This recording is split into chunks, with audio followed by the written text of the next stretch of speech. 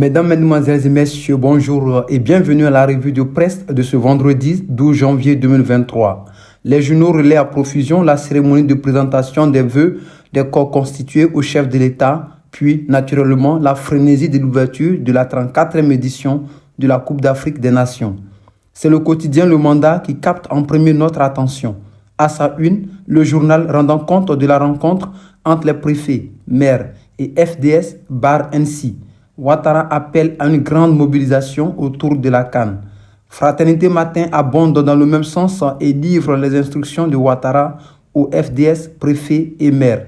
Pour refermer ce chapitre, notre confrère Le Matin écrit que les forces vives sont reconnaissantes à Ouattara pour les efforts de paix et de développement et l'avenir de dire que l'armée réaffirme sa loyauté à Ouattara. Au chapitre de la CAN 2023 qui démarre demain, le jour plus estime que le commando de Jean-Louis Gasset doit rassurer.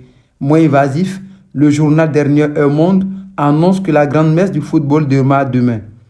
Abordons un tout autre chapitre maintenant. Le Matin nous apprend que le nouveau gouverneur du district autonome d'Abidjan a reçu le président du collectif Atchan hier, en l'occurrence Nana Sévérin Nandju Diorogo.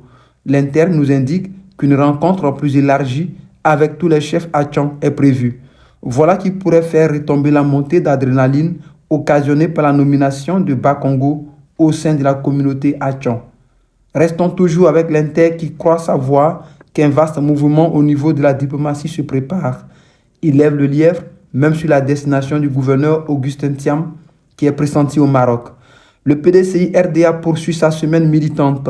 Le nouveau réveil, faisant le point, indique que des milliers de militants ont été enrôlés en seulement 3 jours. Autre journal qui aborde le sujet, c'est Dernière Heure Monde, qui annonce des modifications à cause de la tenue de la CAN. Un mot sur les performances des impôts qui réalisent, selon notre voix, un solde excédentaire de 50 milliards et un montant de 3 736 milliards de francs CFA. Un mot de ce fait divers que rapporte notre confrère Soir Info. Un brouteur enferme une jeune fille et la viole.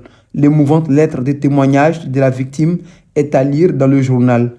Terminons par cette cocasse affaire au sein de l'armée burkinabé rapportée par l'Inter.